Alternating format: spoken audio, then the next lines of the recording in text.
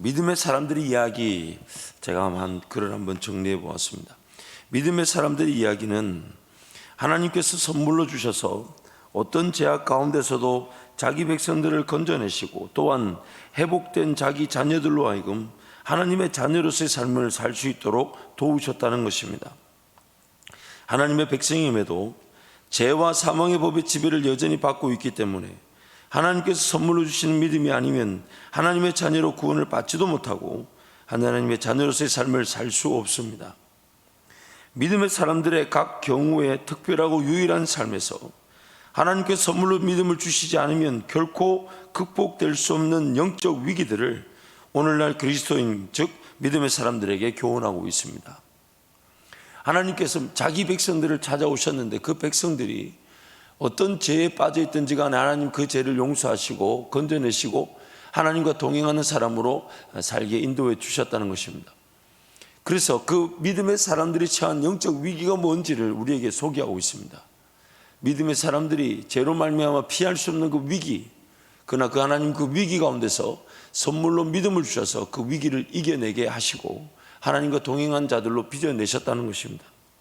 그래서 야곱의 삶에서의 그 영적 위기를 한번 살펴보면 먼저 신앙 1세대 조부 아브라함의 영적 위기는 하나님을 전혀 인지하지 못하는 상태에 있었기 때문에 적지 않은 삶의 시간들을 보내야만 했습니다. 물론 그 아브라함으로 하여금 믿음의 조상이 되게끔 또한 자기 아들 이삭까지도 100세에 얻은 아들까지도 하나님의 말씀에 따라 하나님의 은혜를 하나님 은혜보다 더 소중하게 여기는 믿음의 사람으로 하나님 세워 가셨지만 약 한 25년에서 30년이라는 그 시간, 인생이 적지 않은 그런 아브라함이 77세 때에 이렇게 가나안 땅으로 들어왔다고 하니까 약 한 77년의 삶은 그 하나님을 모르고 살았다는 그런 안타까운 우리에게 전하는 것입니다. 물론 그 인생의 말년에 하나님과 그 멋진 동행들, 은혜의 동행들도 쉽지 않은 하나님의 은혜지만은 그러나 그 조부 1세대 아브라함의 영적 위기는 적지 않은 많은 인생의 시간들을 그렇게 낭비하고 혹은 흘러보내듯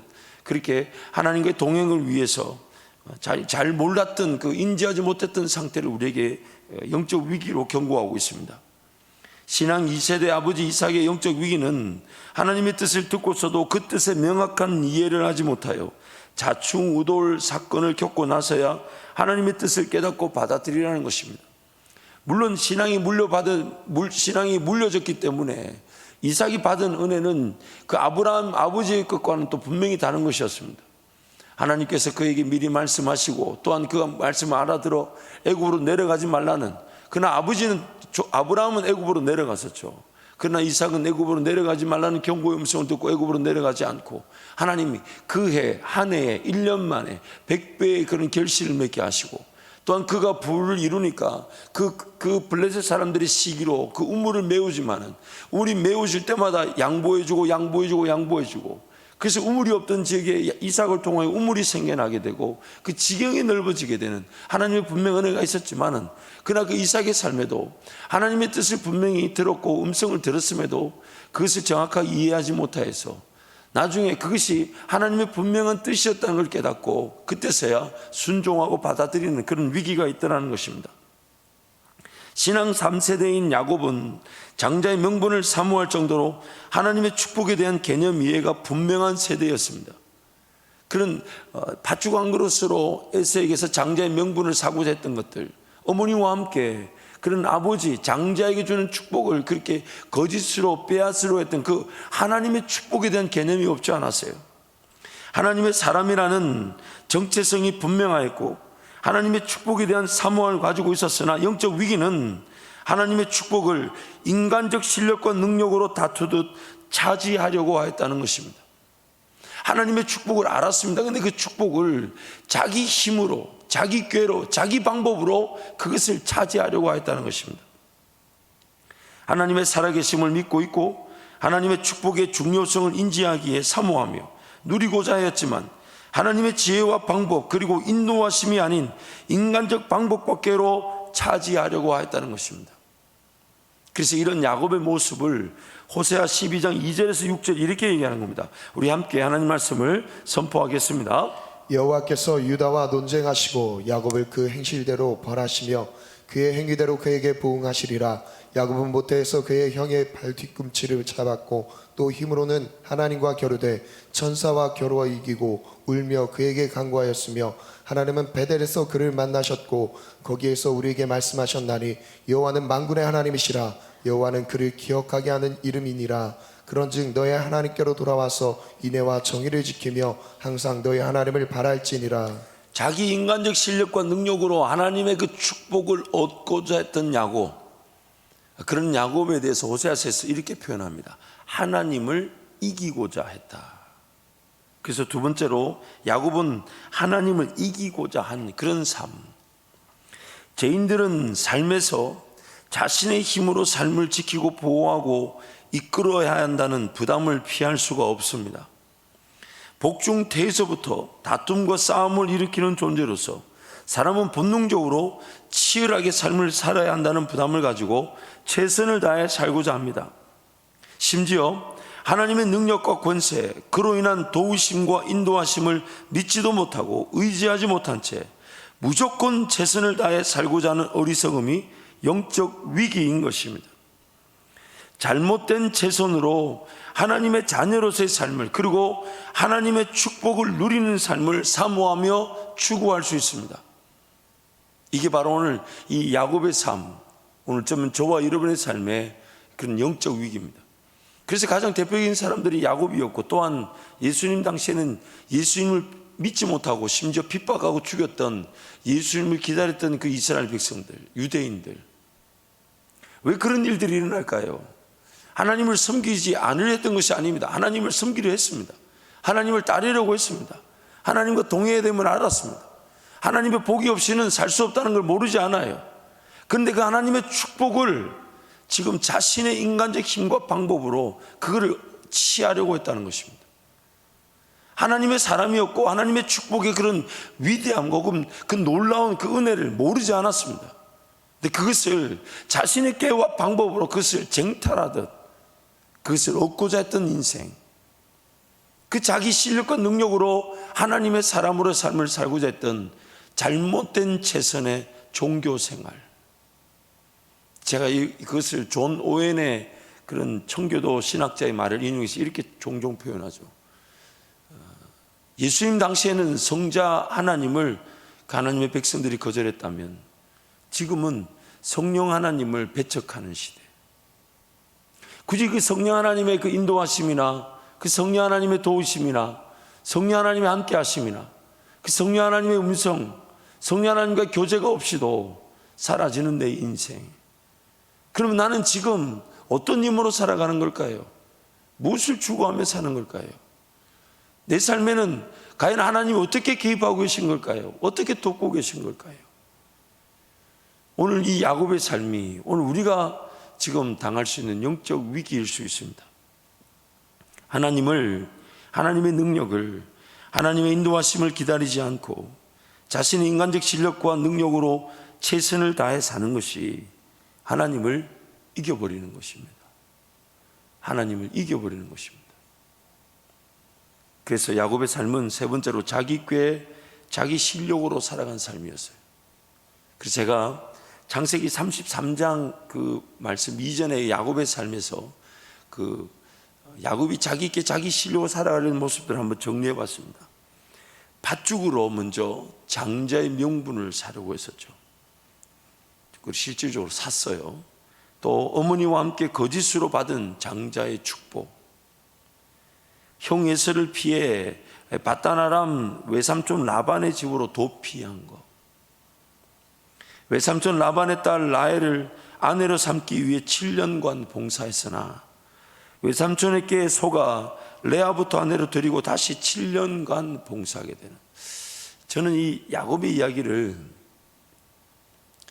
사실 이런 표현이 어떨까요? 그렇게 좋아하고 싶지 않지만 굉장히 가슴이 와닿아요. 왜냐하면 제 인생이 이 야곱 같았었습니다. 이 야곱의 모습을 보면요, 이 외삼촌 라반을 만나는 장면을 보면 이 하나님의 이 방식은 아니지만 어쨌든 허용된 그 상황 가운데서 하나님께서 그 뭔가 깨닫게 하시는 게 그게 뭐냐면 자기께 자기 실력으로 살았던 야곱에게 최대 적수가 바로 라반이었어요. 야곱의 표현에 따르면 그 품삯을 10번이나 속였다고 얘기해요. 외삼촌 라반이 야곱에게 품삯을 10번이나 속였다고 합니다. 야곱이 나중에 라반 외삼촌한테 얼마나 당했으면요, 나중에 그 외삼촌 라반의 집에서 두 딸 데리고 두 여종을 데리고 나오면서 외삼촌 라반이 양떼를 깎고 있는 중에 알리지도 않고 도망쳐 나옵니다. 얼마나, 이런 표현 어떨까요? 얼마나 이 표준어인지 모르겠네. 학을 띄었으면 이 무슨 이런 표준어가 뭔지 모르겠어요. 얼마나 이 뭐랄까요? 질렸으면 이 자기께 자기 실력으로 사는 사람들에게 항상 이런 위기가 있어요. 자기 깨보다 자기 실력보다 더 깨와 실력으로 사는 사람들을 이렇게 만나는 경우가 있을 것 같아요. 저도 그랬던 것 같고요.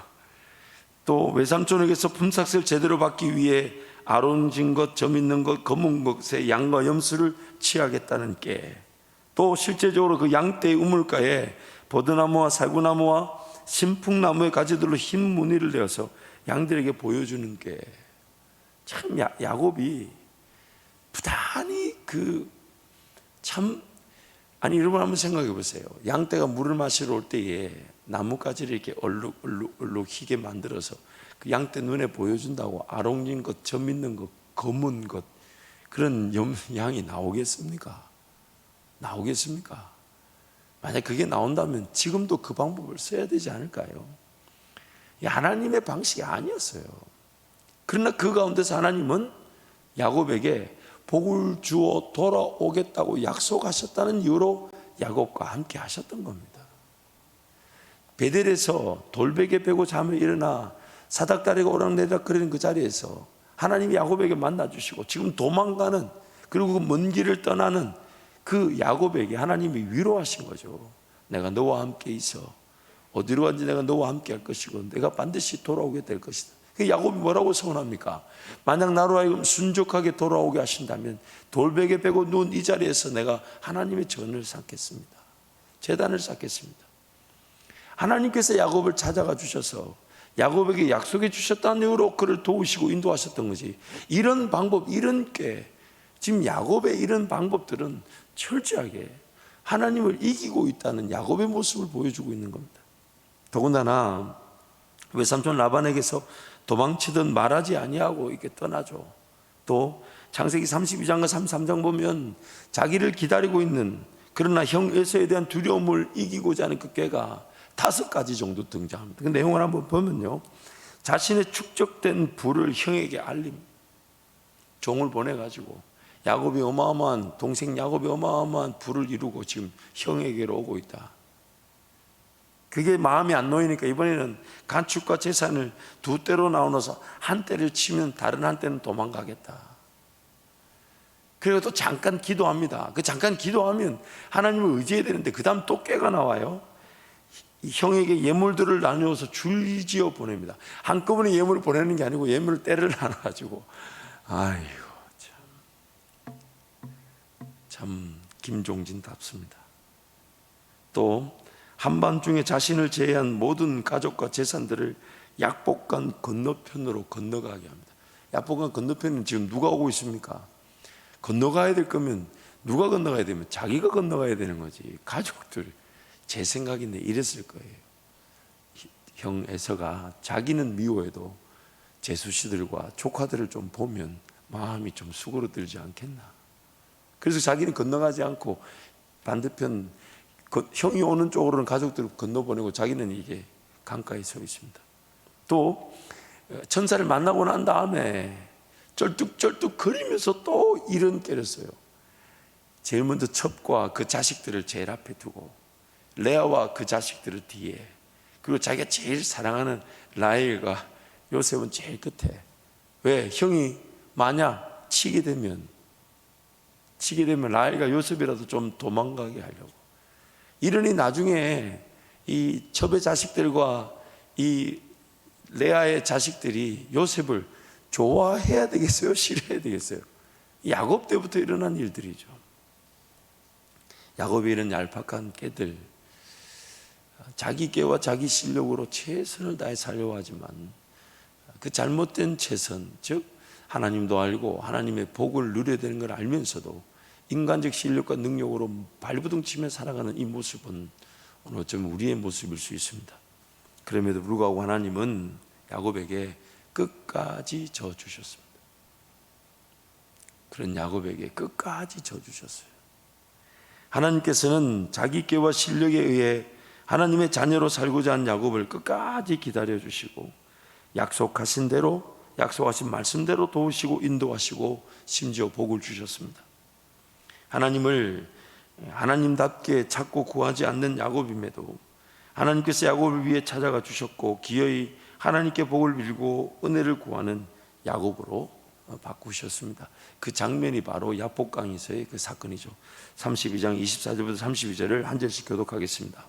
야곱은 홀로 남았더니 어떤 사람이 날이 새도록 야곱과 씨름하다가 자기가 야곱을 이기지 못함을 보고 그가 야곱의 허벅지 관절을 치매 야곱의 허벅지 관절이 그 사람과 씨름할 때에 어긋났더라. 그가 이르되 날이 새려하니 나로 가게 하라. 야곱이 이르되 당신이 내게 축복하지 아니하면 가게 하지 아니하겠나이다. 그 사람이 그에게 이르되 내 이름이 무엇이냐? 그가 이르되 야곱이니이다. 그가 이르되 내 이름을 다시는 야곱이라 부를 것이 아니요 이스라엘이라 부를 것이니 이는 내가 하나님과 및 사람들과 겨루어 이겼음이니라. 야곱이 청하여 이르되 당신의 이름을 알려주소서. 그 사람이 이르되 어찌하여 내 이름을 묻느냐 하고 거기서 야곱에게 축복한지라. 그러므로 야곱이 그곳 이름을 브니엘이라 했으니 그가 이르기를 내가 하나님과 대면하여 보았으나 내 생명이 보존되었다 함이더라. 그가 브니엘을 지날 때에 해가 돋았고 그의 허벅다리로 말미암아 절었더라. 함께 갑니다. 그 사람이 야곱의 허벅지 관절에 있는 둔부의 힘줄을 쳤으므로 이스라엘 사람들이 지금까지 허벅지 관절에 있는 둔부의 힘줄을 먹지 아니하더라. 야곱은 하나님의 백성으로 하나님의 축복과 은혜를 자신의 실력과 능력으로 쟁취하고자 함으로써 자기 실력과 능력이 하나님의 능력보다 앞서는, 즉 하나님을 이겨버리는 삶을 살았습니다. 허나 자신의 힘과 실력이 아무런 소용이 없는 그때에 하나님께서 야곱을 찾아오셨지만 야곱은 하나님의 사자를 알아보지 못하고 무조건 싸워 이기려고 하였습니다. 지금 한 사람이 찾아왔는데 이 씨름하는 모습은 야곱이 그 사람을 부른 것도 아니에요. 성경이 분명히 말합니다. 그 사람이 야곱에게 찾아왔어요. 근데 찾아왔는데 야곱이 그 사람이 하나님의 사자인 줄도 모르고 뭐 했다고 합니까? 씨름했다고 합니다. 자기 삶을 자기가 붙들고 씨름하면서 하나님 은혜를 구할 줄 모르는 삶, 자기 인생을 자기가 붙들고 있으면서 하나님 앞에 내어드려야 될 인생을 자기가 붙들고 씨름하며 살았던 인생, 그게 지금 야복강에서 하나님의 임재를 통해 야곱의 그 영적 형편이 여실히 고발당하고 있는 것입니다. 무조건 자신의 힘으로 싸워야만 삶이 지켜지고 보호될 수 있다고 여긴 야곱의 모습이 적나라하게 드러난 것입니다. 하나님을 신뢰하고 의지할 줄 모르는 야곱의 문제점은 자신의 힘과 능력이었기에 하나님의 사자는 야곱의 환도뼈를 쳐서 그 힘이 빠져 하나님을 신뢰하고 믿을 수 있도록 만든 것입니다. 지금 이 하나님의 사자가 야곱을 친 것은 다름 아닌 자기 힘, 자기 능력으로 자기 삶을 붙들고 있는 그 야곱의 힘을 빼려는 것이었어요. 빼려는 것이었어요. 그래서 야곱은 자신의 힘과 능력으로만 살아왔던 야곱의 힘을 빼고 남은 삶을 지팡이를 의지하여 살아가도록 만드심으로 하나님을 의지할 수 있는 상태로 바꾸신 겁니다. 하나님을. 왜냐하면 여러분, 너무 떠는 이유가 뭡니까? 두려운 이유가 뭡니까? 하나님을 바라보지 못하고 내 실력으로 이 뭔가 일을 해결하려고 하다 보니까 해결이 안 된다는 걸 느끼니까 두려운 거예요. 내 힘으로 사라지지 않는다는 걸 내가 느끼지니까 염려와 근심을 이기지 못하는 겁니다. 그래서 여러분, 금식을 해보면요, 다른 어떤 영적 유익도 많지만은 가장 현실적인 유익이 뭐냐면 덜 떨게 됩니다. 왜냐하면 두려움이나 염려, 근심, 걱정도 체력이 있어야 되더라고요. 그런데 한 3일씩 금식해 보세요, 여러분. 3일째 되는 날은요, 초연해지게 됩니다. 이게 떨리는 것도 체력이 없으니까 안 떨어져요. 한번 해보세요, 여러분. 저는 원로 목사님 간증 중에 늘 하셨던 얘기가 뭐냐면 금식을 그 자체 유익에 또 많은 유익도 누리셨지만은 늘 뭐라고 얘기하시냐면 두려워서, 무서워서, 그래서 금식했다는 거예요. 안 그러면 못 살았다는 거예요. 우리를 죽이는 힘은요, 다름 아닌 내 안에 내 인간적 힘과 실력으로 살고자 하는 그 방식이 나를 죽이는 겁니다. 그 방식이. 하나님께 내어드리고 맡겨드려야 될 인생이 하나님 앞에 맡겨지지 않고 내 손에 붙들려 있다 보니까 한 치 앞을 예견도 못하고 살아갈 능력도 없는 내가 내 삶을 붙들고 있다 보니 바들바들 떨기만 합니다. 바들바들 떨기만. 그래서 야곱가가 혼자 남아있는 야곱에게 하나님이 안 찾아가면 어떻게 안 되니까 찾아가 주신 건데 그 야곱의 영적 형편이 여실히 드러나고 무조건 싸워야 되고 무조건 씨름해서 무조건 이겨야 되고 자신의 실력과 능력이 하나님의 실력과 능력의 방법을 이겨버리는 그런 인생. 그래서 야곱은 자신의 실력을 능가하는 존재임을 깨닫고서야 그에게 축복을 빌었던 겁니다. 야곱은 그제서야 내가 못 이기는구나, 나보다 능력이 많구나. 그래서 그 자리에서 씨름하다 한도뼈 두들겨 맞고 그 사람 붙잡고 살려달라고, 복 달라고 그렇게 외쳤던 것입니다. 그러므로 히브리서 말씀은 자신의 인간적 실력과 능력으로 하나님의 백성으로서의 삶을 살고자 한 야곱에게 하나님께서 선물로 믿음을 주시고 그 믿음으로 살아갈 수 있도록 도우셨음을 강조한 것입니다. 히브리서 11장 21절 말씀을 함께 선포합니다. 믿음으로 야곱은 죽을 때에 요셉의 각 아들에게 축복하고 그 지팡이 머리에 의지하여 경배하였으며 그 지팡이 머리가 아니었다면 야곱은 제대로 하나님을 경배하지 못했다. 근데 그 지팡이 머리를 의지하게 된 계기가 뭡니까? 야복강에서 자신의 힘과 능력을 쳐서 빼게 만드시고 그 하나님을 온전히 더 의지하게 만드는, 하나님께서는 자기 백성이 자기 죽음, 전적 부인, 완전한 순종, 온전한 따름의 자리에 이르도록 항상 기회를 엿보십니다. 이것이 아브라함이 이삭을 바치고자 했던 자기 죽음의 자리였고, 이삭이 하나님의 선택이 에서가 아닌 야곱임을 자신의 불순종 가운데서도 이루시는 하나님의 뜻을 깨닫고 순종한 자리였습니다. 하나님께서 자기 백성이 하나님을, 하나님의 능력이, 하나님의 인도하심이 이기도록 인정하고 신뢰하는 자기 죽음의 순간까지 기다리십니다. 하나님은 내가 죽을 때까지 기다리십니다. 하나님을 온전히 의지할 때까지 기다리십니다. 하나님만이 도우신다라는 고백할 때까지 기다리십니다. 하나님 그분만을 바라볼 때까지 기다리십니다. 내 힘, 내 능력으로 살 수 없어 하나님께로 달려나와 기도하지 않으면 안 되는 그 순간까지 기다리십니다. 인생에 적지 않은 시간 우리 인간적 힘과 실력과 능력으로 살고자 할 때 하나님 기다리십니다. 힘이 바짝 들어가 있을 때는요, 하나님이 개입하고 싶어도 도와주고 싶어도 내가 하나님을 찾지 않아요. 그냥 내 방법으로 살 수 있다고 착각하고, 그래서 내 삶에 그렇게 죽기를 각오한 듯한 그런 기도의 자리가 없었을 수가 있습니다.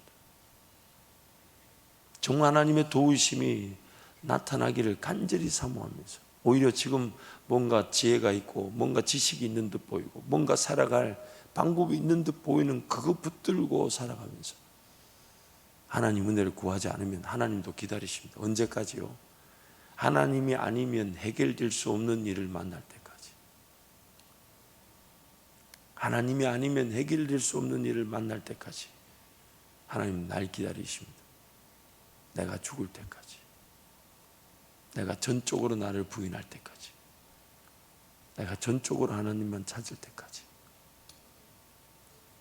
그래서요, 삶은 둘 중에 하나입니다.